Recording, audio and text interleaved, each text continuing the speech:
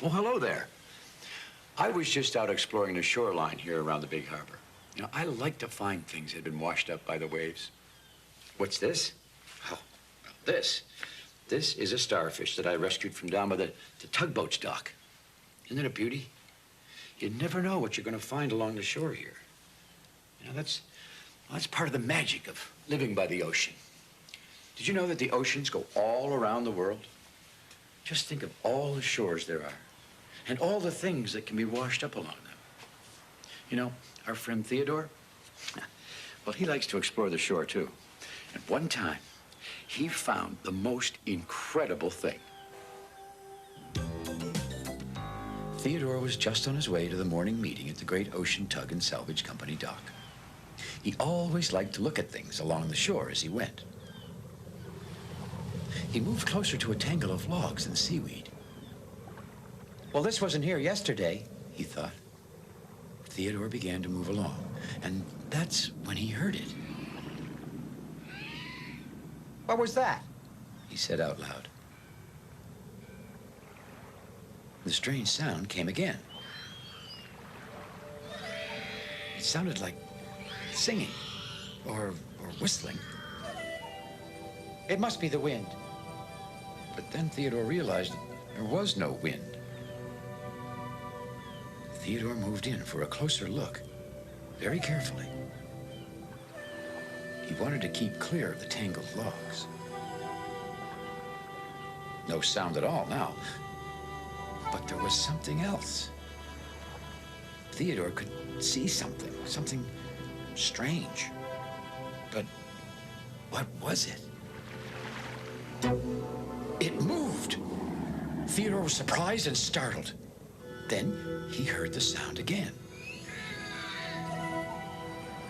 It was definitely coming from the tangle, and it sounded almost like crying. Theodore made a decision. I have to help, he thought. Quickly, he attached his tow rope to one of the logs. Hang on, he called. I'll get you out. Theodore pulled on his tow rope, and slowly, the logs began to move. The tangle broke free, and out from under it swam a young whale.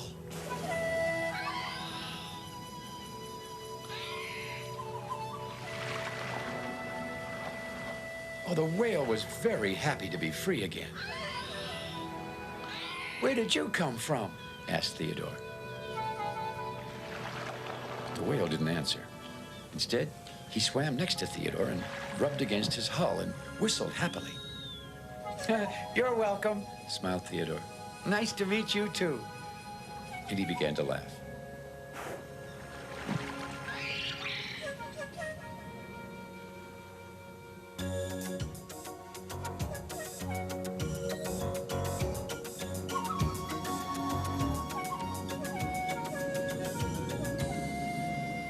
The young whale followed Theodore to the morning work meeting.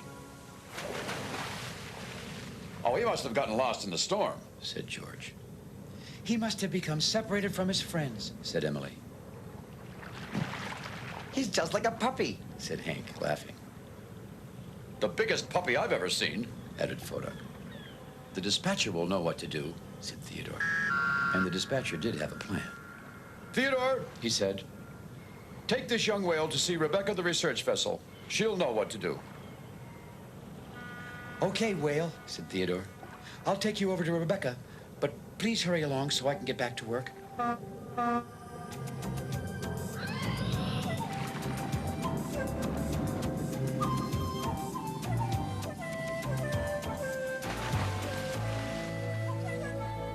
wish I had a pet whale, said Hank.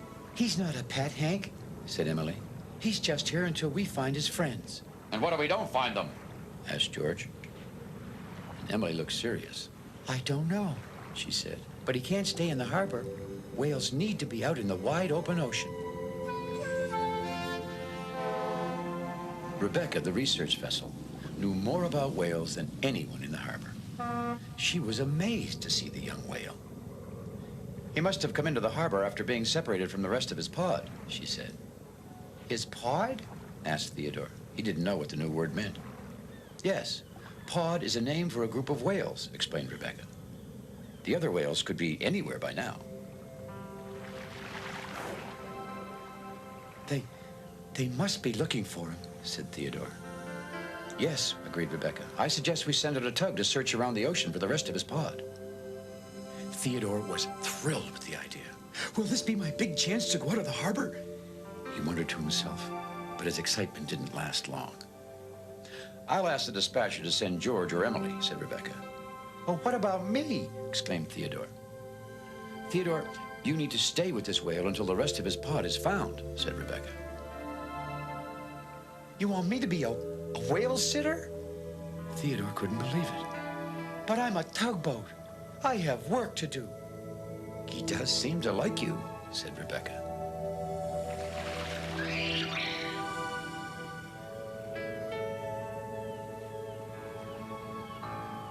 Well, Theodore tried his best to stay grumpy, but he just couldn't. The young whale loved to play and swim, and Theodore soon joined in. The little whale was especially good at hide and seek. He would dive below the surface,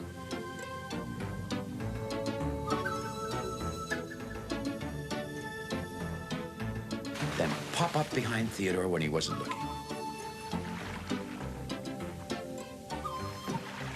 You got me again, laughed Theodore. You must play this game with your friends. At the mention of friends, the whale stopped his play. What's the matter? Asked Theodore. And then Theodore realized what he had said. Oh, you missed the rest of your pod, don't you? Theodore suddenly thought about how he would feel if he was lost somewhere away from the harbor, not knowing if he would ever see the other tugs again. I'm sorry, he said. I wish you could tell me your name, Theodore said to the whale. Well, maybe I could give you a name to use while you're here in the harbor. The whale looked happy again. Good, said Theodore. I'll call you Walter, okay? For the moment, Walter was able to forget about being lost. Come on, said Theodore. I'll show you around the harbor.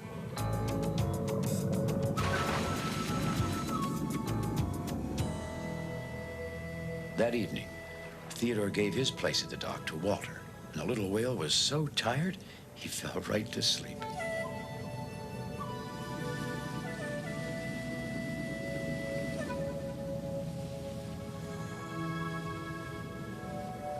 George still hasn't returned from searching around the ocean for the rest of Walter's pod, said Emily. It's a big ocean, Said Foduck. It may be days before he finds any whales out there. Well, what if he can't find the rest of Walter's pod? Asked Theodore. The other tugs didn't really know what would happen then. Then I guess he'll stay here forever, smiled Hank. Theodore hadn't thought of that. Maybe Walter would have to stay. I could look after him, he thought. We could be together every day. The more he thought of it, the more Theodore liked the idea of Walter the whale staying in the harbor with him. He imagined it would be like having his very own pet.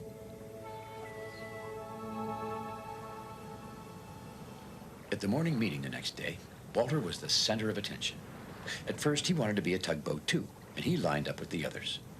But Walter was soon tired of listening to the dispatcher give out the jobs for the day, and he slipped away. Theodore, Said the dispatcher. your job today is to keep an eye on Walter. Great, shouted Theodore. Only Walter was more happy. He liked being with his new tugboat friend. In sheer joy, he soaked the dispatcher with spray. The other tugs were shocked. The dispatcher didn't like getting wet, but even he had to smile at Walter. And then the tugs started to laugh. Well, Walter was so happy he started squirting everywhere. Then Foduck decided to squirt back with his fire hose. Soon all the tugs began splashing and squirting away. Walter aimed a huge squirt at Hank, but missed and soaked George. Hey, what's going on? The tug stopped cold. Hank rushed up to George. "Did you find the other whales?" asked Hank.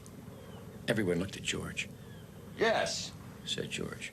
I found the rest of Walter's pod. Suddenly, everyone was talking at once. Everyone but Theodore. George explained that the whales were waiting just outside the harbor because they were too big to come in. "Well, it's time for you to go home," Emily said to Walt. Theodore, there is something I would like you to do, said the dispatcher. Theodore! Everyone turned to Theodore, but Theodore was gone.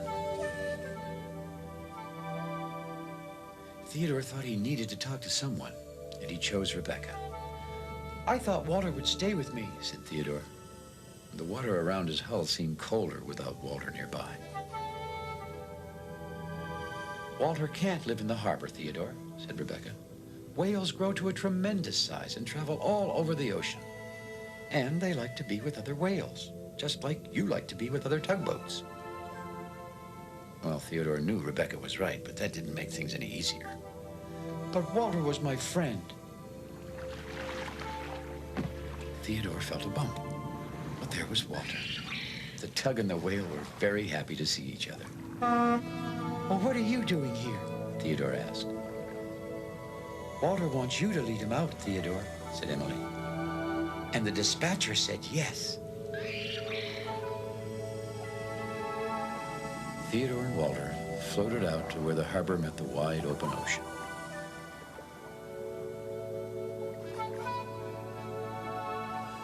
Theodore was sad. He didn't know what to say.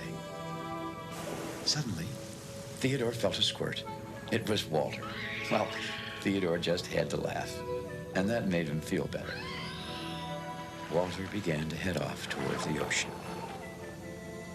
"Goodbye," called Theodore softly.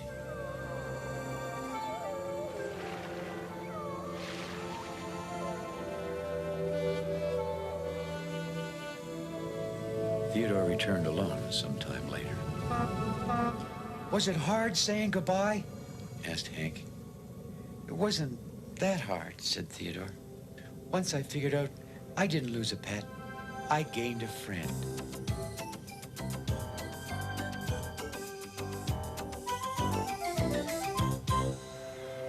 Well, Walter's returned here to the big harbor a couple of times. And he always stops and says hello to Theodore. Of course, he's much too big to sleep in Theodore's dock now. Yes, the big harbor is a surprising place. You just never know what or who you're going to find around here next. Well, I think I better get our starfish back to the ocean. You know, I bet she misses her friends. Come on, little starfish. You say goodbye to my office. And I'll say goodbye to you for now. Thanks for visiting here in the big harbor. We'll see y'all again next time. Come on, I'll take you home. Theodore, he's a tugboat and a friendly tugboat too. A friendly tugboat too. Oh, Theodore likes to do the things that friendly tugboats do.